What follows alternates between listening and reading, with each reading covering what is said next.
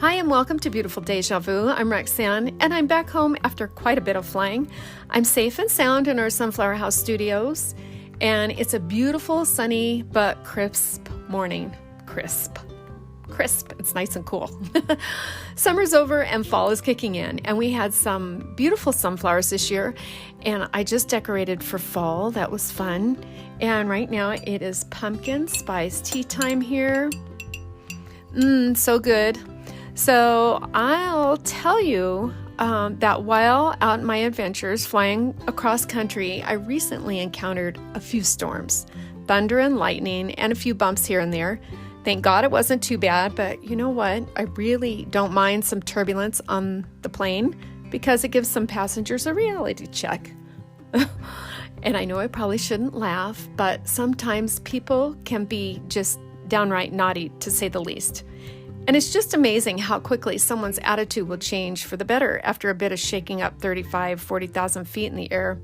Fear kicks in, and then there's a bit of respect. I had this gal on one of my flights, and she was mouthy and questioning everything and constantly complaining. Nothing was good enough for her. And then turbulence kicked in, and her whole persona changed. She looked up at me, red-faced and in tears, and she asked, "Is it always like this?" And my heart sank, and I suddenly felt so sorry for her as the turbulence wasn't that bad. But I could see she was just very afraid of flying. So you never know about people on the onset. In just a few moments, I'm going to tell you about a past flight I had with two cranky men that I just had to set straight. So get something to sip on, cozy up, and let's get going. Stay with me. I'll be right back.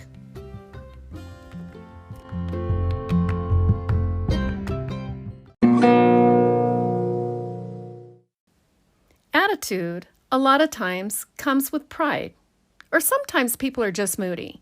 They've prejudged someone, or sometimes they're just stressed to the max and take it out on everyone around them. For instance, years ago, I had these two gentlemen on my flight from New York to Miami, and they were both very curt, nasty, you might say, downright rude. They actually had a big Bible sitting in the seat between them. They were so rude that they got the best of me, and my much younger self said to them, after they made a request for some beverages in a rude way, quote unquote, I said, "If you'd bother reading that Bible, you might learn how to be a nice person." Oops.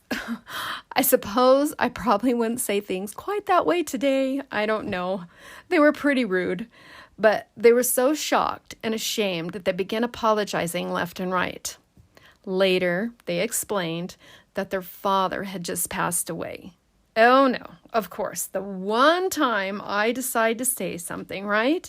Well, then I told them I was very sorry to hear that. And of course I was. How sad. And, well, at that point, we all had respect for each other. But you never know what's going on with someone, so keep your attitude in check, whichever end of the situation you're on. You may just find out that something very stressful or even something tragic has crossed their path. Or even your own, for that matter. Try your best to always be on an even keel. Even though the waters may be raging all around, keep your hearts and minds stayed on Christ, and He'll give you the peace that is beyond comprehension. I have a poem just for you called "Be the One."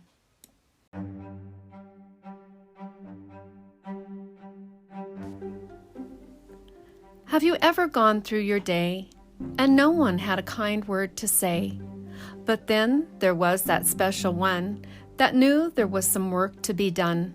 They greeted you with a nice hello. They spread good cheer and bent down low and lent an ear. Though their heart ached too, they still sent forth His love to you. Just in time they brightened your day, changed everything to be okay. They took you from the doom and gloom. With a smile, they lit up the room. So be the one that will do just that. The enemy you can combat. Have some compassion like Jesus would do, and let His love shine on through you. Proverbs 4:18. But the path of the just is as a shining light that shineth more and more unto the perfect day. King James Version.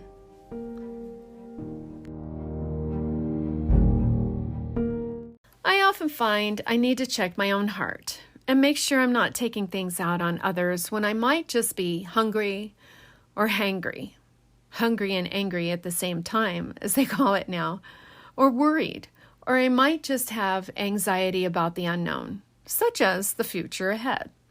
2 Timothy 1:7 in the New King James Version reads, "For God has not given us a spirit of fear, but of power and of love and of a sound mind." Great counsel. And you might have heard this multiple times, and rightfully so, because it is a great scripture, and we need its reinforcement more often than not, right? And another is Philippians 4:6. "Be anxious for nothing, but in everything by prayer and supplication with thanksgiving, let your requests be made known to God." Wow, that's a great word for today.